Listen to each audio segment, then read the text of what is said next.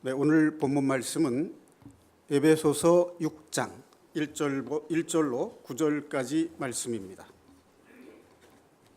신약 성경 315페이지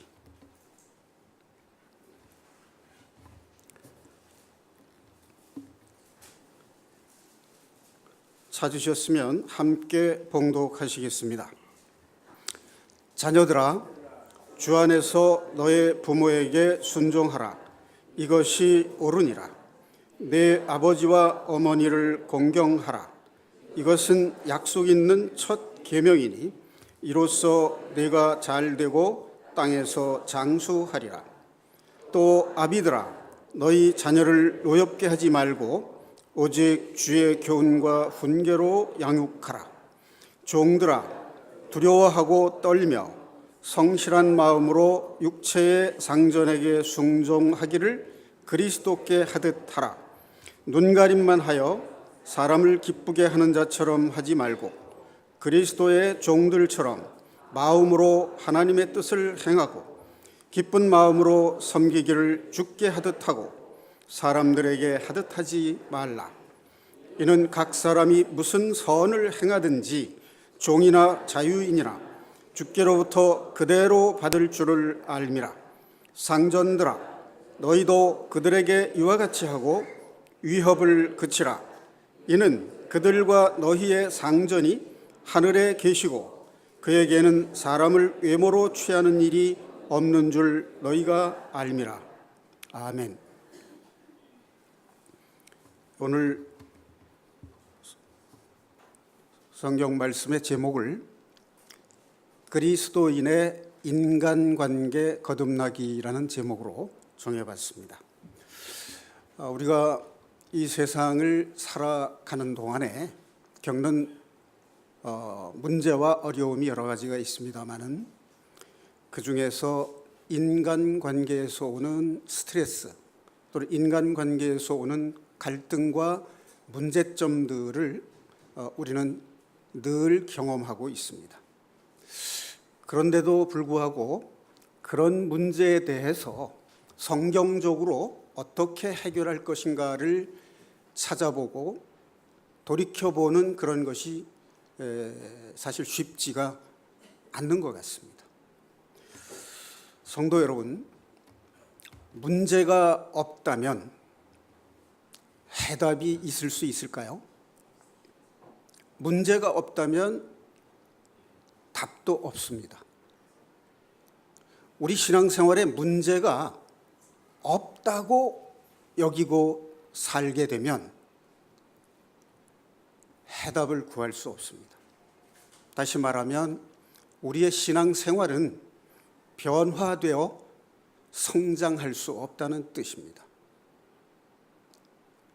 그러니까 우리 삶의 신앙생활에 어떠한 문제가 있는가를 돌이켜 성찰하는 자세야말로 하나님 앞에 경건한 자세, 예배를 드리는 자세가 될 것입니다.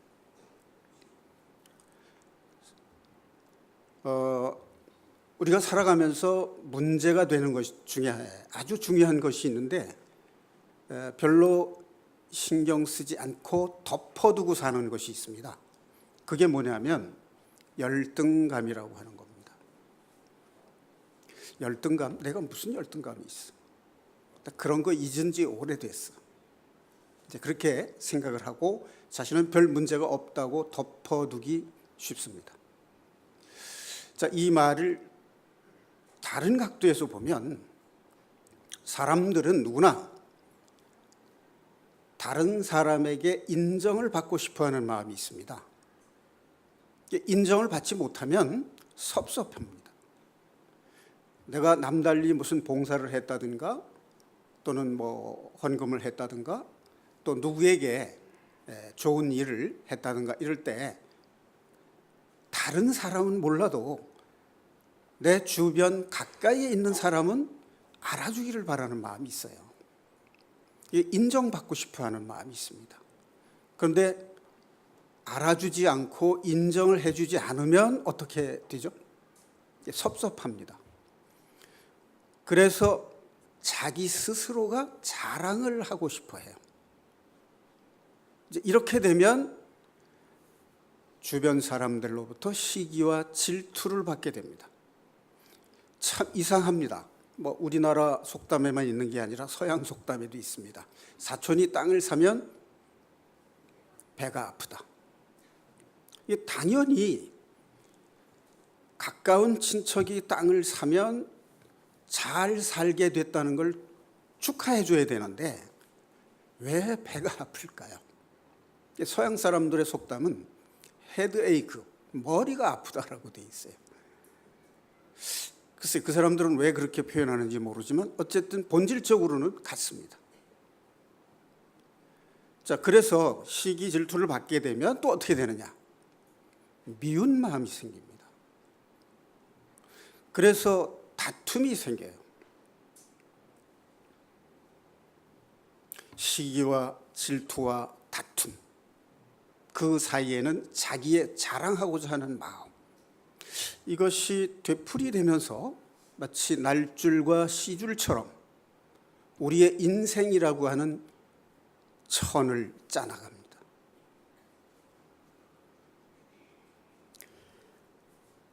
자, 이 바울 사도가 옥중에서 쓴 에베소 교인들에게 준 이 말씀은 단지 에베소 교인들에게만 준 말씀은 아니겠죠. 오늘을 사는 현대인 성도들에게도 똑같이 주신 말씀입니다. 자, 그런데 여기의 내용을 한마디로 요약하면 윗사람에게는 순종하고 아랫사람에게는 사랑을 베풀라는 겁니다. 이거 모르는 사람은 없습니다. 어디서 배웠는지 모르게 알게 모르게 우리 다 알고 있습니다. 그러니까 알면 할 수 있는 것이 아니란 얘기죠. 그럼 배우면 할 수 있는가? 배웠음에도 불구하고 우리가 하지 못합니다. 어떻게 보면 하라는 것을 하지 못하는 데서 그치는 게 아니라 반대로 역행을 하고 있다는 거예요. 윗사람한테 순종해야 되는데 순종하지 않고 불순종하고 거역합니다. 어떻습니까? 인정하십니까? 우리가 자녀를 길러보면 증명이 됩니다. 그 자녀들이 자라는 모습을 보면 바로 그게 내 모습이라는 것도 양심이 있는 사람이라면 다 확인될 수 있습니다. 분명히 하나님이 아담과 하와를 지으시고 에덴 동산에 살게 하셨을 때 복을 누리면서 살도록 지으셨어요. 그러니까 우리가 이 세상을 살 때에 성공한 삶, 행복한 삶을 살려면 하나님이 주신 지혜는 윗사람에게 순종하고 아랫사람을 사랑하라는 것입니다. 이게 복을 누리는 구조입니다. 복을 누리는 삶의 구조. 그런데 우리는 순종하지 않습니다. 그리고 아랫사람 사랑하지 않습니다. 자, 여러분, 이런 사람들이 있어요. 윗사람들에게 순종하는 것을 강조하는 사람이 있습니다. 그런데 아랫사람에 대한 사랑은 말하지 않는, 이런 생각을 보수주의적 사고방식이라고 해요. 그게 지나치면은 나쁜 의미로 칭합니다. 수구, 꼴통 이런 말을 쓰죠. 그런가 하면은 윗사람에 대한 순종에 대해서는 말하지 않을 뿐만 아니라 거역하면서 아랫사람들에게 대한 사랑과 애정을 강조하는 사람들이 있습니다. 이런 사람들은 소위 진보적 성향을 지닌 사람들이 그런 말을 즐겨 합니다. 자, 그러나 여러분이 들으시면서 생각해 보셨겠지만 어느 한쪽을 지나치게 강조하다 보면 반대편에 문제가 생긴다는 것을 부인할 수 없습니다. 다시 말하면 어느 한쪽에 치우친 생각, 그것은 하나님 앞에 옳지 않다는 겁니다. 우리는 속기 쉬워요. 자기 입장과 같은 말을 해주면 자기 편인 것처럼 좋아하는데 그것은 사람의 뜻이고 사람의 생각이지 하나님의 뜻은 아니다라는 것입니다. 그러니까 우리는 균형 있게 위로는 윗사람, 더 나아가서는 하나님께 순종해야 되고 아래로는 아랫사람을 사랑하라는 것이 하나님께서 우리에게 본을 보여주시고 가르쳐 주신 것 아닙니까? 그 아들 예수 그리스도를 이 땅에 보내셔서 예수님으로 하여금 하나님께 순종하는 삶과 죄인들을 사랑하시는 그 삶을 그 예수님의 생애를 통해서 우리들에게 몸소 실천해 보이셨습니다. 그래서 그분이 십자가에 달려서 우리 죄를 사하시고 하나님의 능력으로 다시 살리셔서 부활 승천하셔서 하나님 보좌 우편에 앉으셨을 때 하나님께서는 그 아들 우리의 그리스도이신 예수께 이 세상을 마지막 날에 심판하는 심판주로 삼으셨습니다. 그것이 하나님의 계획이고 예수 그리스도께서 하나님 아버지의 말씀을 실천하심으로 인해서 그가 받은 권위와 영광인 것입니다. 우리가 이러한 그리스도의 영광에 동참하기 위해서는 그리스도께서 받은 고난에 함께 참여해야 된다는 것은 자명한 사실입니다. 성도 여러분, 우리는 왜 이렇게 하나님께서 명령하시고 복 주신 그 순종과 사랑을 실천하지 못하게 됐을까요? 왜 우리는 하나님이 주신, 하나님이 허락하신 복을 누리지 못하고 왜 고통과 불행 속에서 살고 있을까? 왜 내 주변 사람들과 다툼이 끊이지 않는가?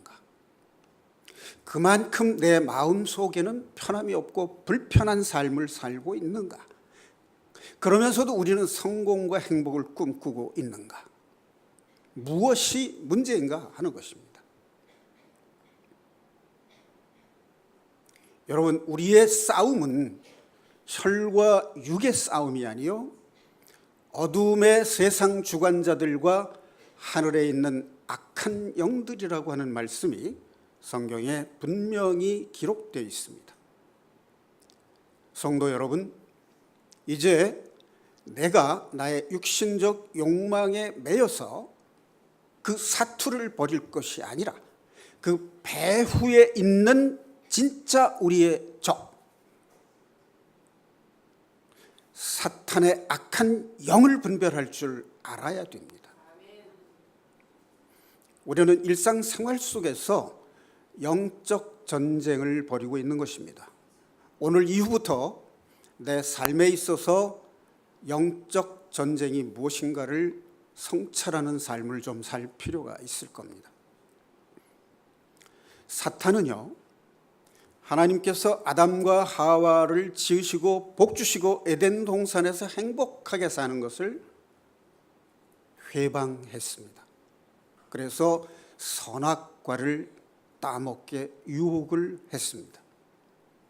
복음사경에 가보면 어떤 분들이 왜 하나님이 선악과를 만드셔서 나로 하여금 이렇게 괴롭게 하느냐, 이제 그런 질문을 하는 분들이 있고, 구원을 받고 신앙생활을 하는 사람들 가운데도 선악과가 나하고 무슨 관계가 있는지, 어떤 관계가 있는지를 의식하지 못하고 사는 사람들이 많습니다.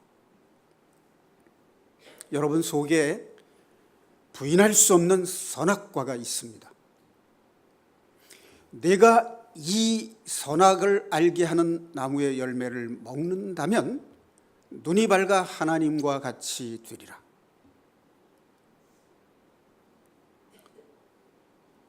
여러분, 이 세상의 모든 것을 지으신 하나님과 같이 된다라고 하는 그 말, 이 세상에서 예를 들어서 어떤 회사에 회장님이나 사장님이 있다고 합시다.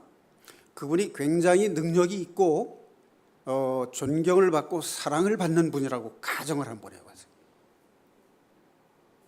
그분처럼 된다라고 하면 여러분 마음이 어떻겠어요? 마음이 움직이죠. 마음이 동합니다. 나도 그렇게 돼보고 싶다, 그런 마음이 생깁니다.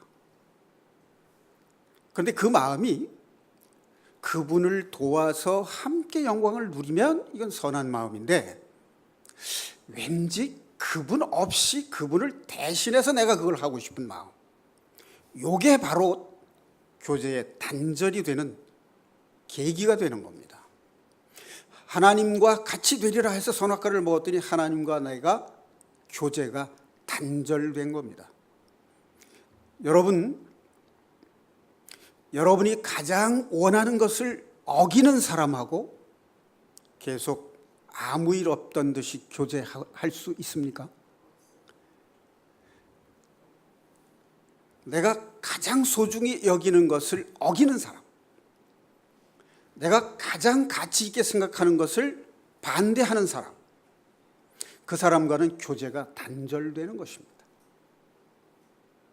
생각해 보세요. 우리의 마음속에 날마다 성경을 읽어라, 그런 말씀 많이 듣는데 잘 되나요?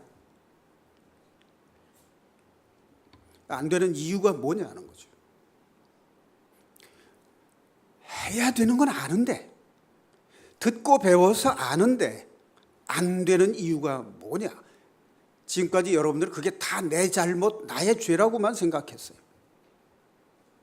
그런데 그렇지 않습니다. 이렇게 말씀드리면 오해 소지가 또 있는데, 여러분 죄가 없다는 얘기 아닙니다.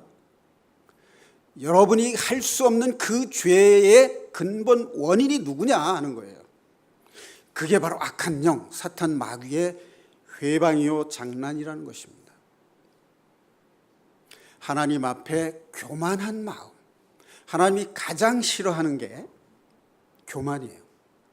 그 교만은 사람이 사탄의 마음처럼 하나님과 같이 되겠다라고 하는 그 마음 때문입니다. 1인자는요 절대로 자기 밑에 후보, 자기 후계자를 세우지 않습니다. 후계자를 세우는 그날부터 자기의 자리가 흔들리기 때문이에요. 인간은 하나님 대신할 수 없습니다. 자, 그래서 선악과를 따먹음으로 해서 내가 하나님과 같이 되고자 하는 그 교만한 마음,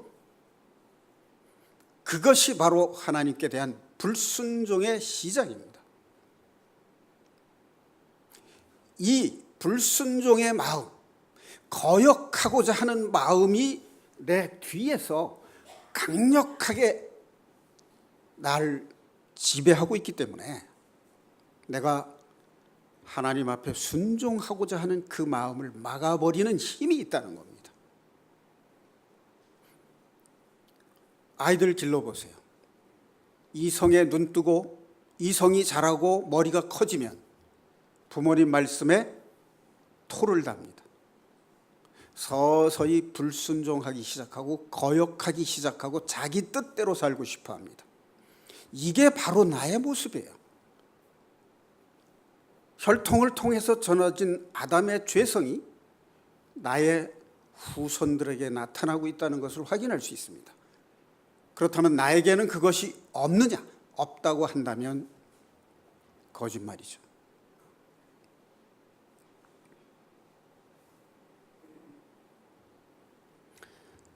자, 그래서 하나님께서는 복을 누리는 구조를 지으시고 그렇게 행할 것을 명령하시고 당부하셨는데도 불구하고 우리가 사탄 마귀의 회방 때문에 하나님 앞에 교만하고 거역함으로써 불순종의 죄를 짓게 됐습니다.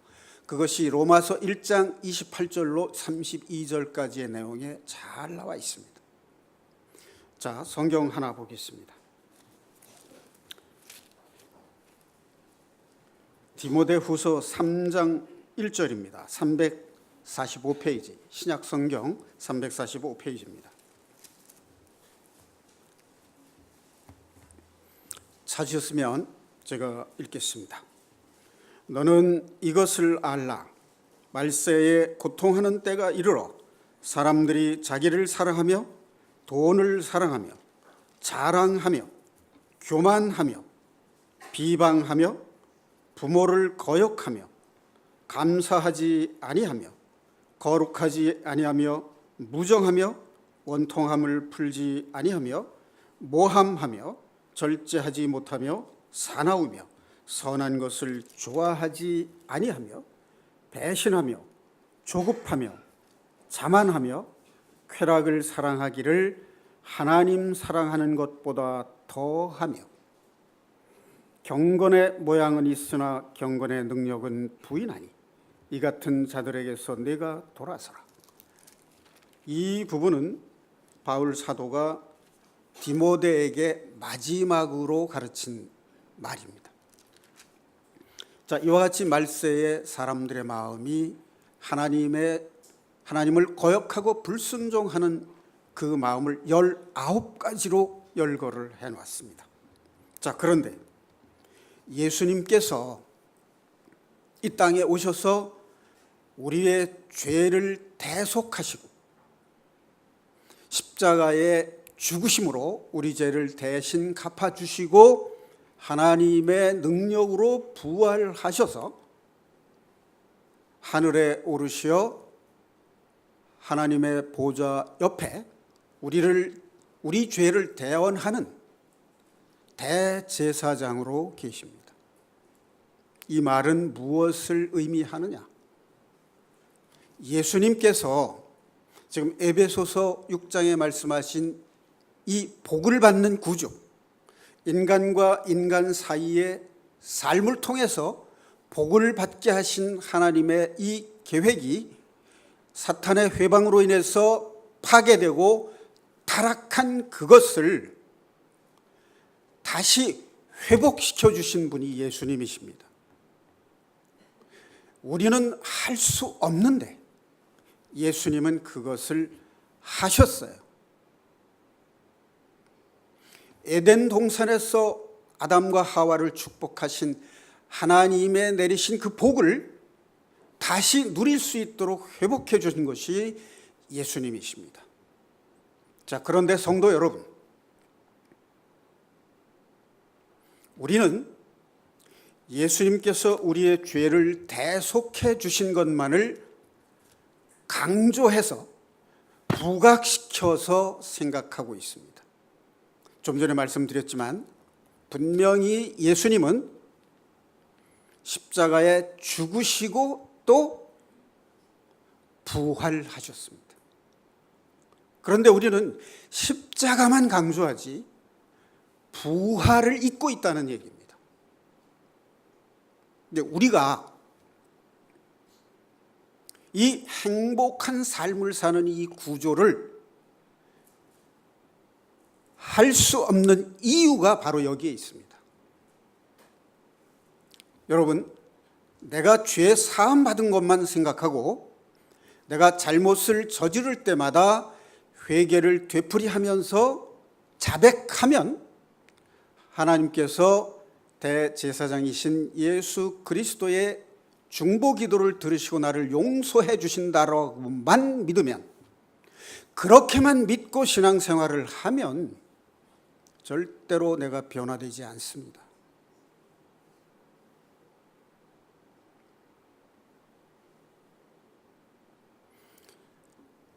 내가 하나님이 복을 내리신 이 순종과 사랑의 삶을 살려면 부활하신 예수님의 새 생명에 함께 할 수 있어야 돼요. 연합해야 됩니다.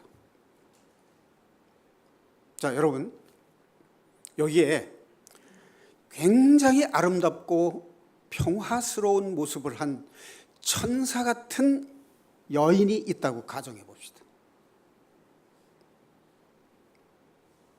그렇게 아름답고 평화스러운 모습을 한 사람이라면 뭔가 남다른 인품이 있을 거라는 느낌, 이미지가 있어요.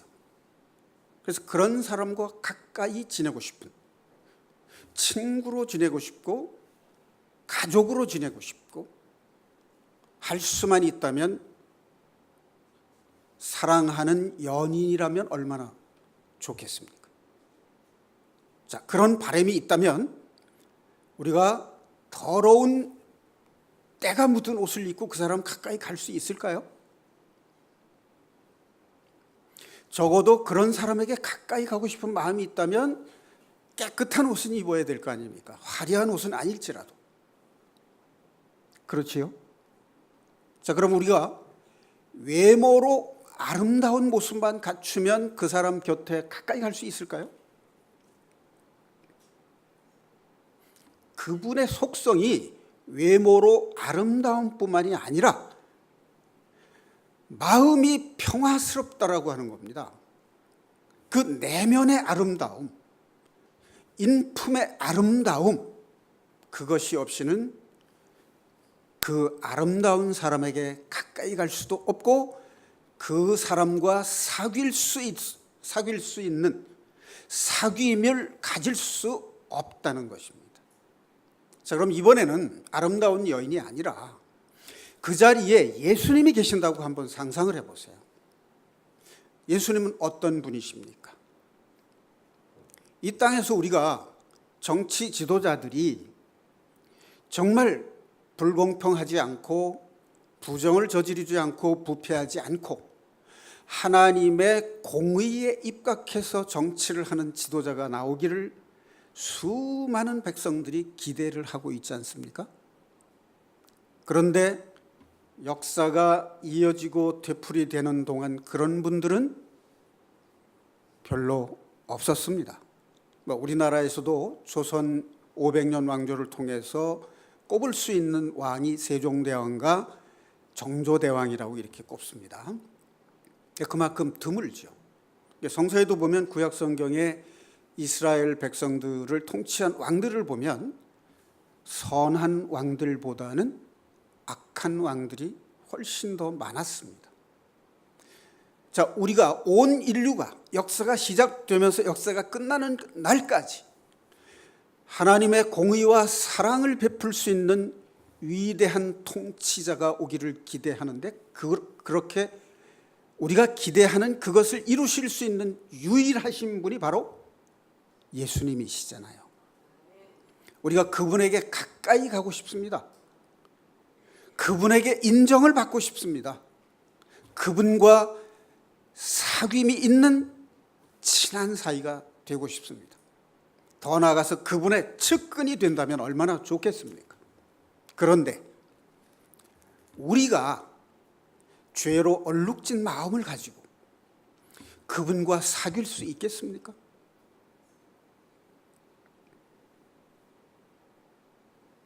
그분 가까이서 그분과 사귀는 그런 교제를 나눌 수 있으려면 그분과 같아져야 됩니다. 그분은 죄가 없으신 분입니다. 자, 잠깐만 이렇게 한번 생각해 보세요. 내가 누구를 시기하는 마음과 질투하는 마음과 미워하는 마음이 있다면 그것은 뭘 증명하는 것이죠?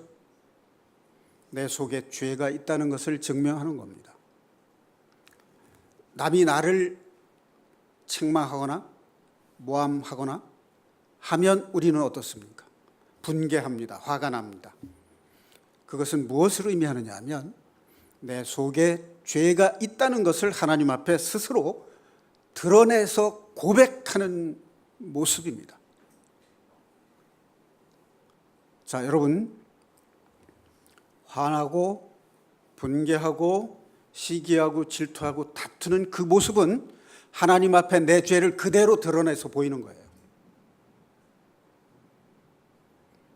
내가 존경하고 사랑하는 분,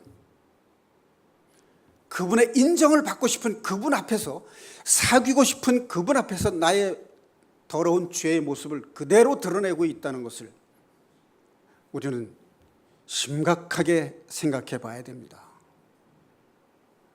이미 심판을 받는 겁니다. 자, 그때 우리가 해야 할 일이 있어요. 그것이 바로 하나님 앞에 내 죄를 드러내놓고 사함을 받는 자기 성찰로 이어져야 됩니다. 그런 잘못을 되풀이하지 않는 삶, 하나님께 순종하는 삶, 내 이웃을, 형제 자매를 사랑하는 삶, 그 삶을 살 때만이 내 죄가 씻어지는 것입니다.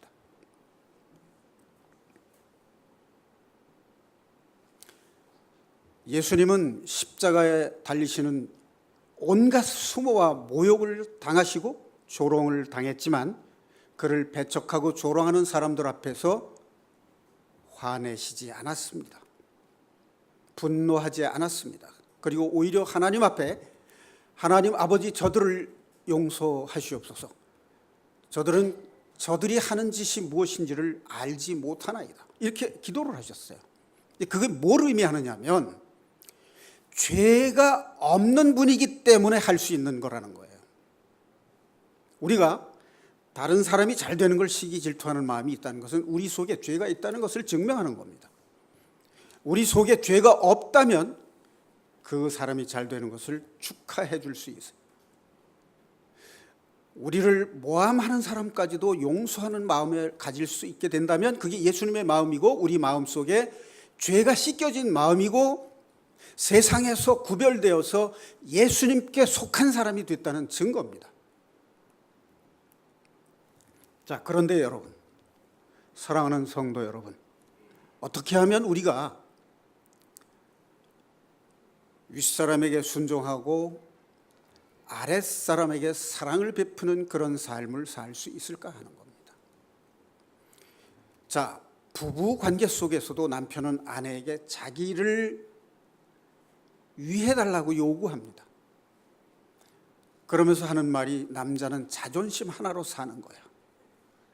밖에 나가서 자존심 상해서 오면 집안에서 그래도 아내인 당신이 나의 자존심을 세워줘야 되는데 당신은 나의 자존심을 2배로 더 긁는다. 내가 어떻게 숨을 쉬고 살 수 있겠냐 이렇게 하소연을 합니다. 그러면 아내가 이해해 줄 것 같죠. 그것을 듣는 아내는 그러면 내 자존심은 이렇게 항변을 하게 됩니다.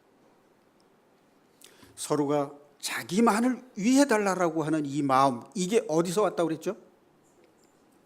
선악과, 그걸 따먹게 한 그 원흉 장본인이 바로 사탄이라는 사실, 그 사탄의 세력과의 다툼에서 내가 이겨야 되는 이것이 영적 전쟁입니다.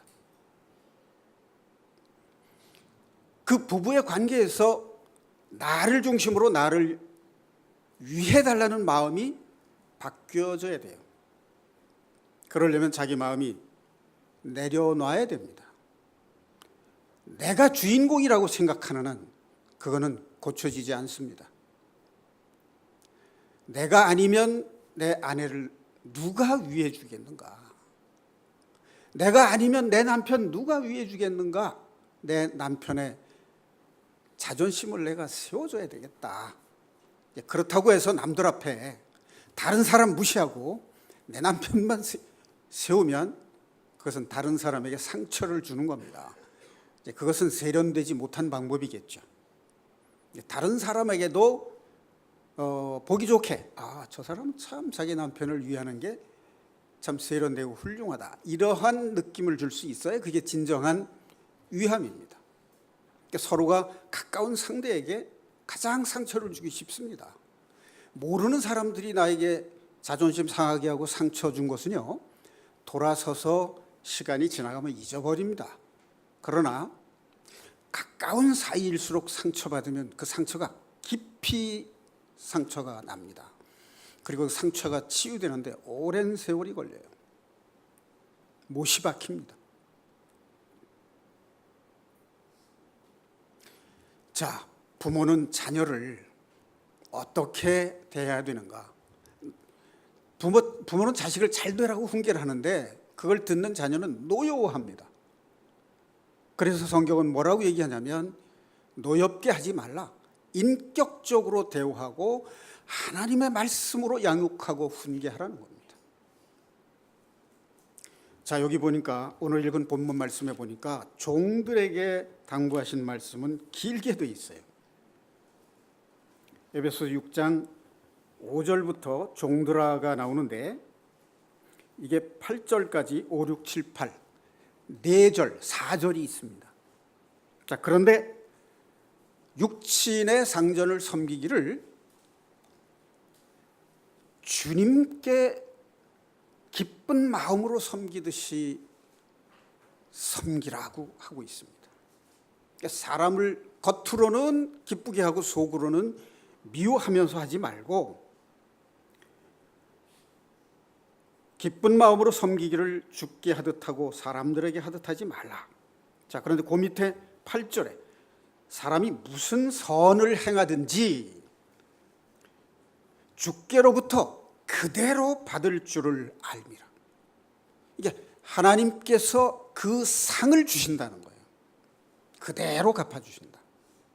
자, 그 다음에 상전들아, 종들을 위협하지 말라. 윗사람들은 아랫사람들을 마치 자기가 소유한 물건처럼 대하지 말라는 거예요.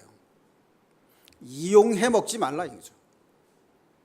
이 상관들은, 소위 세련되지 못한 상관들은 자기 지위를 남용해서 부하 직원들을 마음대로 부려먹고 무시하고 이용하려고 합니다.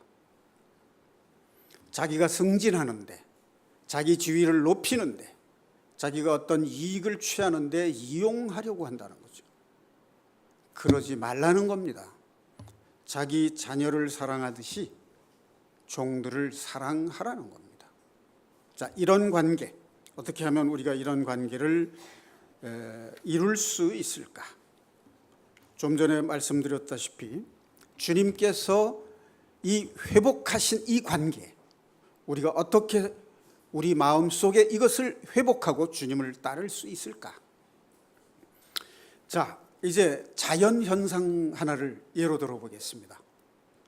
아마 여러분들께서도 어렴풋이 어디선가 들어보셨을 수도 있습니다.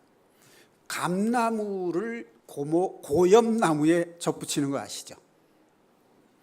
이 감이 아주 크고 맛이 있어서 그 씨앗을 심으면 이제 싹이 나서 이제 묘목이 생기는데, 그 묘목을 그대로 심으면 절대 처음 열렸던 그 감이 열리지 않는다는 겁니다. 그래서 반드시 고목나무가 아니라 고엽나무에 접을 붙이게 되어 있어요. 참 신기하죠? 이 고엽나무는 병충해에 강해요. 그리고 열매가 많이 풍성하게 열려요. 그래서 고엽나무에 접을 붙이면 그 감나무에서 감이 풍성하게 맛있는 감이 많이 열립니다.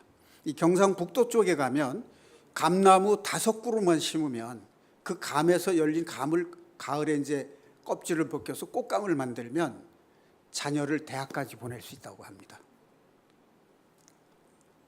어디 한번 해보시지 않겠습니까? 네.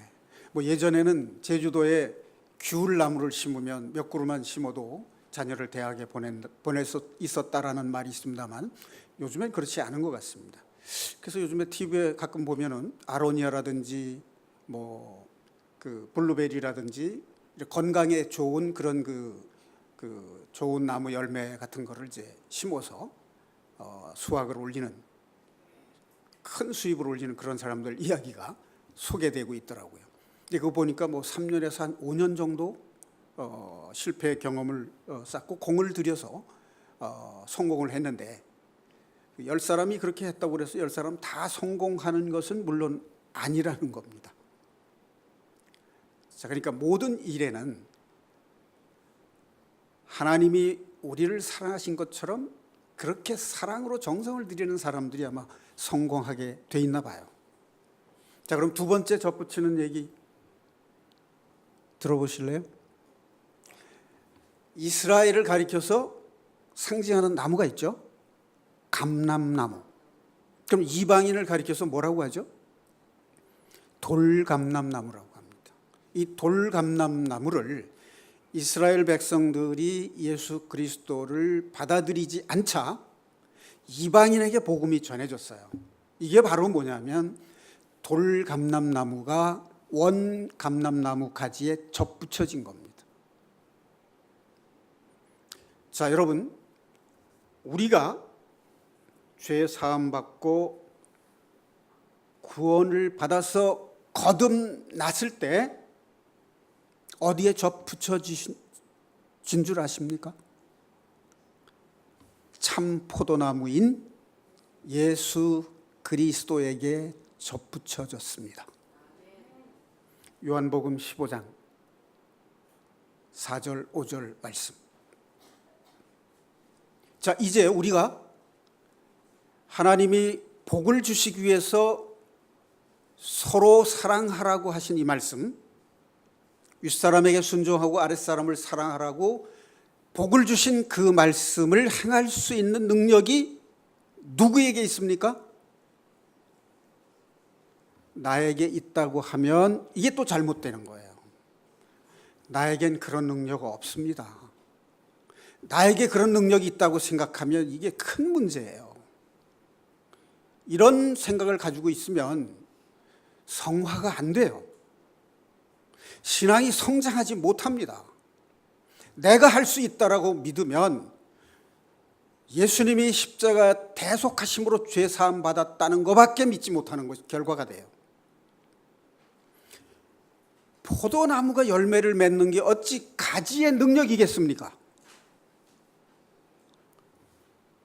포도나무의 능력 아닙니까? 포도나무가 누구라는 거예요? 예수님이십니다. 그러니까 가지는 포도나무에 붙어 있으면 되는 거예요. 붙어 있는다는 게 뭡니까? 내 뜻대로 하지 않는 거예요. 순종한다는 말은 내 뜻대로 하지 않는다는 거예요. 그럼 내 뜻대로 하지 않으려면 어떻게 해야 되느냐? 순종하려면 내 뜻을 내려놓고 거역하는 마음 내려놔야 돼요. 그게 바로 온유함에서 오는 겁니다. 성도 여러분, 온유하다라는 말은 천성이 착하다, 그런 뜻으로 이해하시면 안 돼요.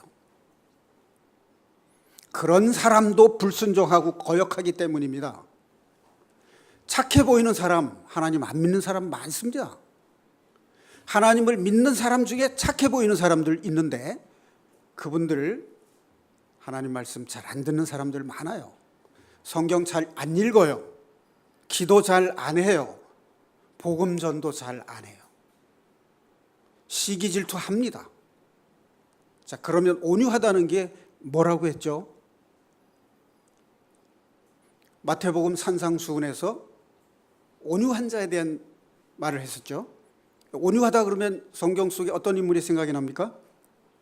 모세. 민수기에 보면은 하나님께서 모세에게 그 온유함이 이 지상에서 어떤 사람보다도 더했다라고 칭찬하셨어요. 자, 온유함을 제가 설명드린 적이 있는데 야생마와 같은 거예요. 하루에 1000리를 달릴 수 있는 야생마인데 길들이지 않아서 어떤 사람도 그 등에 올라타면 길길이 날뛰어가지고 떨어뜨리는 이 야생마. 내면에 폭발적인 에너지를 가지고 있는데 조련사가 길을 들이면 주인이 고삐를 슬쩍만 당겨도 가고 서고 달리고를 할 수 있는 길들여진 말, 이게 천리마가 되는 겁니다.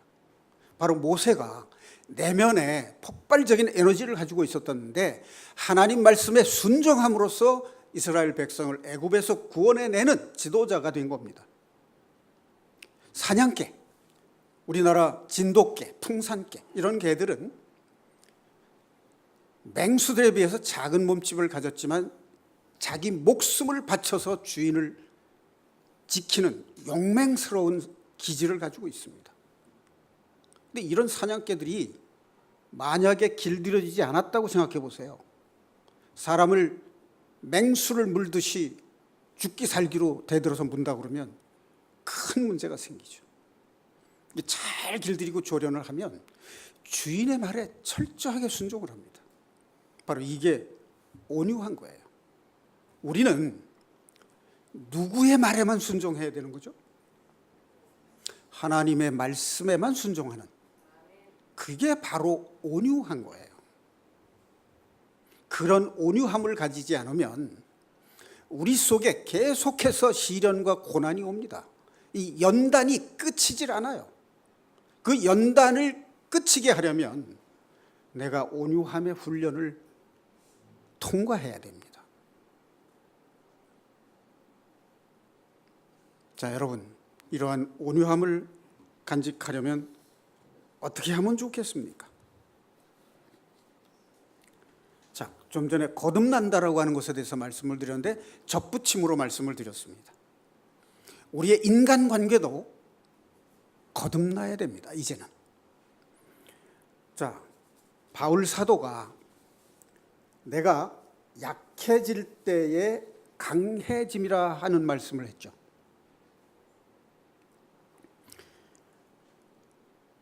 삼층천에 올라가서 여러 계시를 본 것이 너무 자랑스러워서 자만할까 봐 하나님께서 바울의 몸에 육체의 가시, 사탄의 징표를 주셨어요. 3번 기도했으나 들어주지 않으셨습니다. 그래서 내 은혜가 네게 족하다라고 하는 하나님의 말씀을 듣고 자신을 돌이켜 양심적으로 성찰해 본 결과 비결을 깨달았어요. 그게 뭐냐면 나의 육신적 생각이 약해질 때에 내 안에 역사하시는 하나님의 능력이 강하게 나타난다는 것을 깨달은 겁니다. 여러분 자신은 약하다라고 생각을 하고 계실지 모릅니다. 나는 능력이 없고 나는 약하다. 세상적으로는 그렇지 모릅니다. 그러나 하나님 앞에는 절대 약하지 않아요. 왜? 하나님 말씀을 안 듣잖아요. 그게 바로 하나님 앞에 거역하는 마음이 강한 거예요. 말 안 듣는 자녀를 보세요. 얼마나 고집이 세고, 젊은이라고 해서 다 개방적 아니에요. 개방적인 노인들도 있는가 하면 완고한 젊은이들도 있습니다.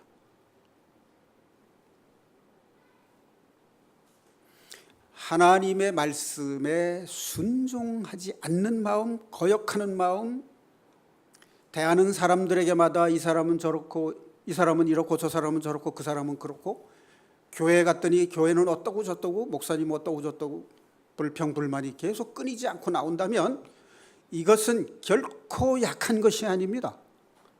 하나님 앞에 거역하는 마음이 너무나도 강한 거예요. 이런 사람은 하나님이 주신 복을 누리지 못하는 거예요. 불평불만하면 누가 괴롭습니까? 내가 괴로워요. 자기가 자기에게 상처를 주고 있는 겁니다. 그 세월이 길게 되면 내상이 깊어지는 거예요. 치유되기 어려운 내상이 깊이 박히는 겁니다. 여기서 우리 하루빨리 벗어나고 거듭나야 돼요. 그렇게 되려면, 인간관계에서 거듭나려면 내가 약해져야 됩니다. 그 약해진다는 것이 바로 무엇이냐면 포도나무에 붙어 있는 것이고, 로마서 6장 4절에 나오는 말씀처럼 그리스도가 십자가에 달려 돌아가실 때 그리스도와 연합되어 함께 장사 지내는 겁니다. 나를 내려놓고 나를 비우고 나를 죽이는 거예요. 옛 자아가.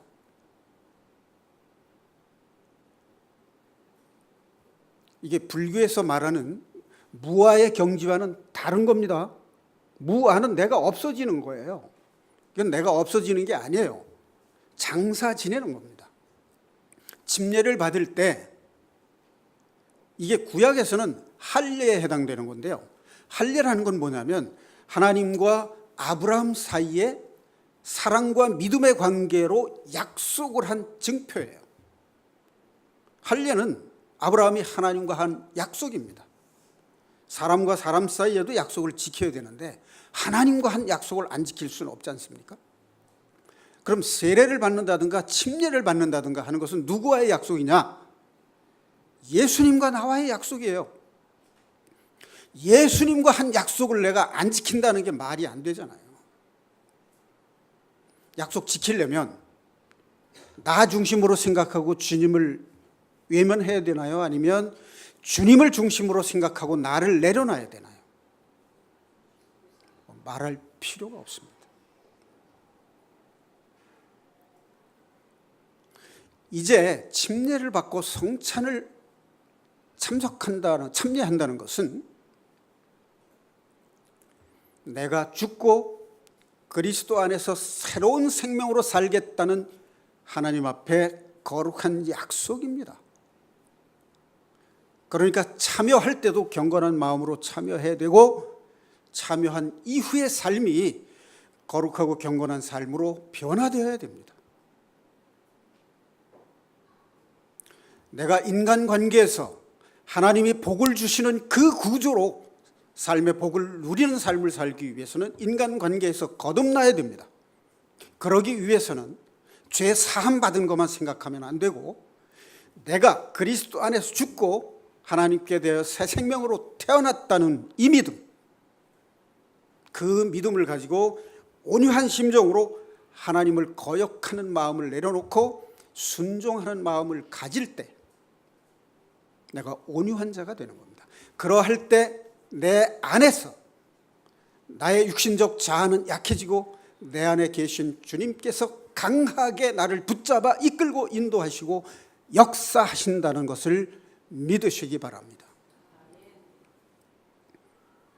주님이 내 안에서 역사하는 그 삶, 그것이 없이는 우리가 하나님께서 허락하신 복을 누릴 수 없습니다. 구원받은 이후에 내가 무엇을 내 힘으로, 내 의지로, 내 노력으로 하겠다라고 하는 것은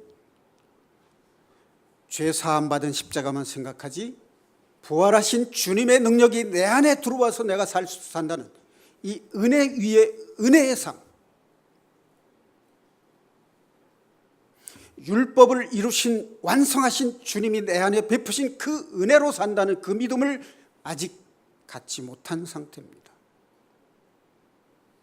내가 할 수 있는 것이 아닙니다. 내가 할 수 없다는 것을 철저히 깨달을 때 내가 낮아질 수 있는 것이에요. 그 깨달음 없이는 내가 죽을 수 없습니다. 죽지 않습니다. 내가 할 수 없다는 걸 깨달았다면 내가 죄인이라는 것도 깨닫고 내가 주님 앞에 무릎을 꿇고 주님을 내 마음 안에 주인으로 모시는 그 길 밖에는 없습니다. 그것이 축복입니다. 그것만이 우리가 이 세상에서 성공한 삶, 행복한 삶, 하나님의 자녀다운 삶을 사는 믿음의 삶인 것을 마음 깊이 새기시고 우리 모두 주님 앞에 사랑하는 형제 자매로서 하나님께 영광 돌리는 삶을 살 수 있기를 주님의 이름으로 축원드립니다. 기도하시겠습니다.